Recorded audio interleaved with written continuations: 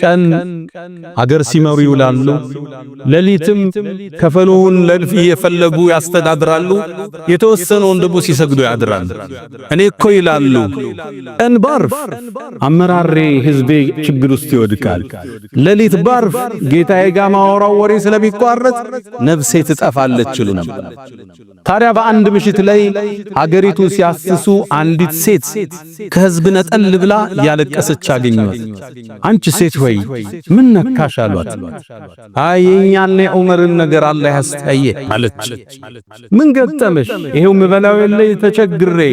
ታዲያ ዑመር አንቺ እንዲመቸገርሽን በረሃ ውስጥ ጨለማ ውስጥ የት ያውቃል አሏት።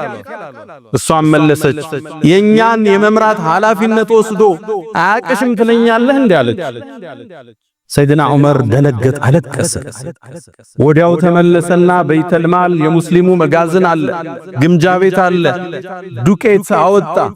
የሷ አገልጋዮች አሉ፣ አሸክመኝ አለው ዱቄቱን። ልብ በሉ የዓለምን 1/3 የሚያስተዳድር መሪ ነው። እኔ ነው መሸከምልህ አሚረል ሙእሚኒን አለው። አላህ ዘንድ ወንጀሌን አንተ ትሸከማለህ እንዴ? አሸክመኛ። ሰይድና ዑመር ታላቁ ሰው፣ ሸይጣን ከሱ አቅጣጫ የሚሸሽለት ሰው ዱቄት ተሸክሞ ወደዚህ ሴት ሄደ። ዱቄትን አቦካላት፣ ጋገረላት። ዘጋቢዎች ምን ይላሉ? ጭሱ ነፍ ሲለው በጺሞቹ ሲያልፍና ይሆን ነበር ይላሉ። ከዛም ያን አብክቶ ለሷና ለልጆቿ ምግቡን ሰጥቶ አንቺ ሴት ሆይ ነገ በዚህ ሰዓት ዑመር ጋኔ ቀለይ እኔ ለአሚረል ሙእሚኒን እነግረዋለሁ አቤቱታሽን ይፈታልሻል አለ። እቺ ሴት በጧቱ ዑመርን አታውቀውም ነበር፣ በዝና ነው የምታውቀው። ወደ ዋናው ወደ ቤተ መንግስቱ መጣች። ስትገባ ወንበሩ ላይ የተቀመጠው ያ ማታ ጭስ ያነደደ ዳቦ የጋገረላት ግለሰብ ነበር። ደነገጠች። አትፍሪ አላት። አንቺ የሚገባሽ ሐቅ አለ፣ ሐቅሽን እንጽፍልሻለን። ሐቋ ተጻፈላት።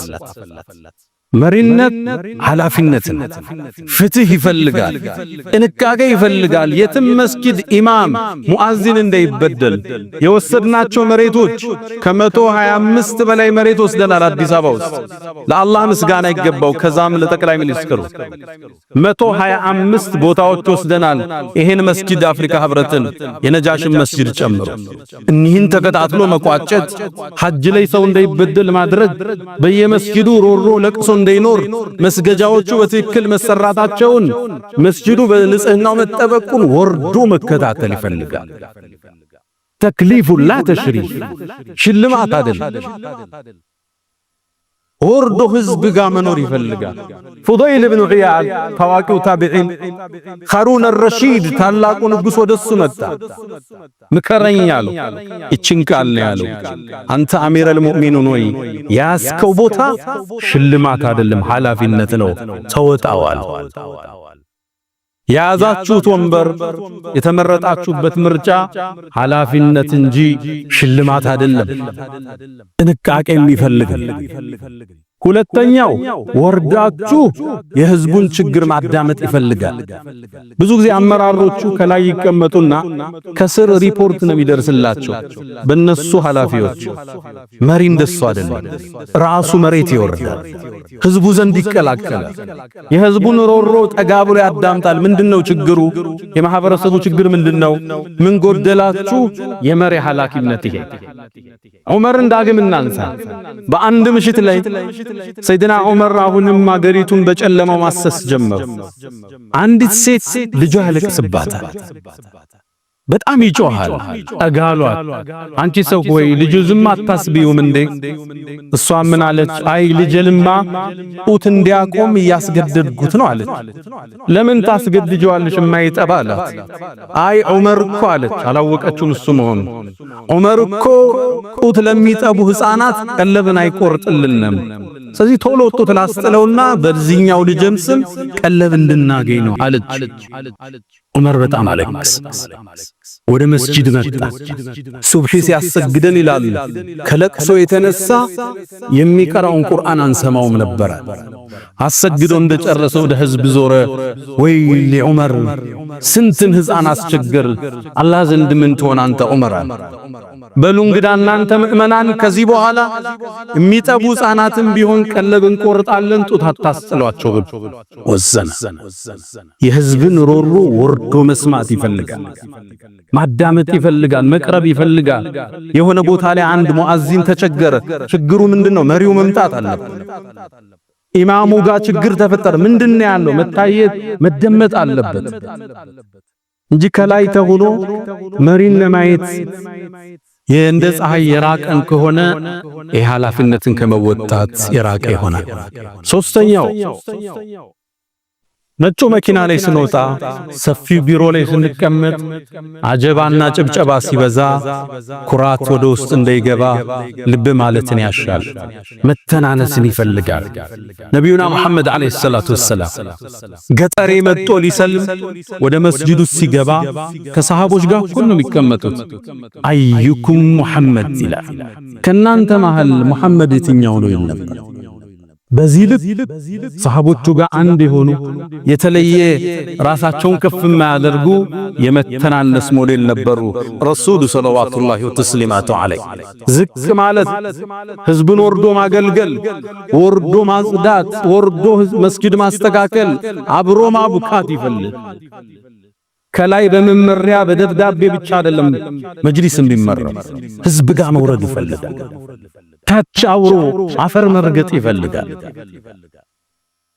ዑመር ብኑ አብዱልዓዚዝ እንደምታውቁት የሰይድና ዑመር የልጅ ናቸው። እሳቸው በሁለት ዓመት ከስድስት ወር ያህል የሙስሊሙን ዓለም መርተዋል፣ በፍትህ አስተዳድረዋታል። ታዲያ እንደ ቤታቸው ላይ እንግዳ ቁጭ ብለው እያለ ፋኑሱ ጠፋ፣ ሻማው ጠፋ። ሰራተኛ አላቸው አስተካክሉት ማለት ይቻላል። ተነሱና ራሳቸው ሄደው ሻማውን አስተካከሉት። እንግዶች አገልጋዮቻቸው ደነገጡ። እርሶ የምእመናን መሪ ሆይ አሉ። እኛ እኮ እናስተካክለው ነበር አሏቸው። እሳቸው አንድ መልስ መለሱ። ስሄድም ዑመር ነበር፣ ስመለስም ዑመር ነኝ፣ ምን ጎደለብኝ አሏቸው። መሪ ዝቅ ተዋዶ ህዝብ ጋር መኖር እንዳለበት ነገ ወርዶ ህዝብ ጋር ነው የሰው የሚሆን። የአገልግሎት ጊዜ ያበቃል። ሚኒስትርም ሁን የመጅሊስ አስተዳደርም ሁን ጠቅላይ ሚኒስትርም ሁን ነገ ወደ ህዝብ ትመለሳል። እናታችን አኢሻ ረዲየላሁ ተዓላ አንሃ ለዛ ነው ተግፈሉና አፍዶል العباዳ እናንተ እኮ በላጭ የሆነውን ዒባዳ በላጭ የሆነውን አምልኮ ትዘነጋላችሁ አለች። ምንድነው እሱ አሏት? አተዋዱዕ ዝቅ ማለት፣ ህዝብ ጋር መኖር፣ በሻሻ ፊት ማሳየት፣ ሰላምታህን ማስተካከል፣ ህዝብ ዘንድ ከፍ ያልኩ ነኝ ብለህ አለመኩራራት፣ መሪ ነኝ ብለህ አለመኮፈስ፣ ዝቅ አብረህ መሬት መውረድ። ተግፈሉን ይህን ትዘነጋላችሁ እናታችን አይሻ። ሰይድና ዑመር ረዲየላሁ ተዓላ አንሁ በፍትህ ያስተዳደሩ ህዝብ ጋር የኖሩ የተለየ ስታተስ ያልነበራቸው ሰው ናቸው። እንደምታውቁት በሳቸው ዘመን ግዛታቸው ኢራቅ ድረስ ደርሷል። ያኔ ነፉርስ ሌሎችም የዓለም ሀያላን መንግስታት ከሳቸው ጋር ለመደራደር ወሰኑ። ሁርሙዛን የሚባለውን መሪያቸውን ደብዳቤ አስዘው ወደ ዑመር ላኩት፣ ወደ ኸሊፈቱል ሙስሊሚን ወደ ታላቁ የአገሩ መሪ መጣ። ደብዳቤ ይዞ ዑመር ቤት ጋር ሄደ። ይሄ ነው ቤቱ አሉት። የእንጨትና የጭቃ ቤት ነው እንዴ የመሪያችሁ ቤት አለ። እሱም ያውቀው ነገስታቶች የወርቅ ዘውድ የሚያደርጉ ናቸው። አጀባው ሌላ ነው፣ ቤተ መንግስቱ ሌላ ነው፣ የሚነጠፈው ጨርቅ ምንጣፉ ሌላ። አዎን ከዚያ ዑመር ልጅ ወጣ። አባቴ የለም መስጊድ ፈልገዋል። መስጊድ ሲመጣ ሰይድና ዑመር መስጊድም አልነበረ። ከመስጊዱ ጥግ ካለ አንድ ዛፍ ጥላ ተጠሎ የምእመናን መሪ ዑመር ኢብኑል ኸጣብ ሳሩ ላይ ታይቷል። ደነገጥ። ይሄ ነው የምእመናን መሪ አላቸው። ዑመር የሚባለው ይሄ ነው። እዛ የምንፈራው ዑመር ይሄ ነው። አዎና ከዛ አንዲትን ቃል ተናገረ። ሐከምተ ፈዐደልተ ፈአሚንተ ፈንምተ። በርግጥም አንተ ዑመር አለ ዑመር አልለቃም ገና ሀገሪቱን መራሃት። ፈሐከምተ ፈዐደልተ በፍትህ መራሃት፣ ፈአሚንተ በፍትህ ስለመራ ስጋት የለብህም። ሰው ምን ብሎ አንተን ያጠፋ? አማንተ ሰማ ፈንምተ ሳሩ ላይ ተኛሃል። ጉድለት ያለበትማ ከህዝብ ነው የሚሽለው። ህዝብ ጋር ወርደን መኖር ልብ በሉ ነገ እንመለስና ህዝቡ ጋር እንመለሳለን አንድ ወዳጅ አንድ ሚኒስትር ምን አለ ኃላፊነት በነበርኩበት ወቅት ይደወልልኝ የነበረው ስልክ ብዙ ነው አለ ልክ ከኃላፊነቴ ስወርድ ካልተሳሳት 90% ስልክ የሚደውልልኝ ሰው አቆማል በቃ ስልጣን የለውም ዓለም ፈልገህ ትደውልለታለህ ወደ ህዝብ ዙረት ይመለሳል አንድ ህዝብ መሆን ሲጀመር ወደሱ ነውና መተመለሰው አሁን ፍትሃዊ መሆን ይፈልጋል እስር ቤት ላይ ያለው የአንድን ታዋቂ ገጣሚ ግጥም በራሴ መልኩ ልጽፋት ሞክሬ ነበር መሰላል የምትለው ግጥማ ስትወጣ የጨበጥከውን አይቀርምና መርገጥ ማትመለስ መስሎ አታብላሽው ያለከት እንደወጡ መቅረት መቼም የለምና የጨበጥከውን ልትረግጥ ትመለሳለህ እንደገና መሰላል ታውቃላችሁ ሰው መሰላል ሲወጣ መጀመሪያ በእጁ ይዘውና ከዛ በእግሩ ነው የሚረግጠው ሲወርድ ደግሞ መጀመሪያ በእግሩ ረግጦት ከዛ በእጁ ነው የሚጨብጠው ስትወጣ ካበላሸው ስትመለስ እጅ ዙሮ ይበላሻል አሁን ስልጣን ላይ ስትሆን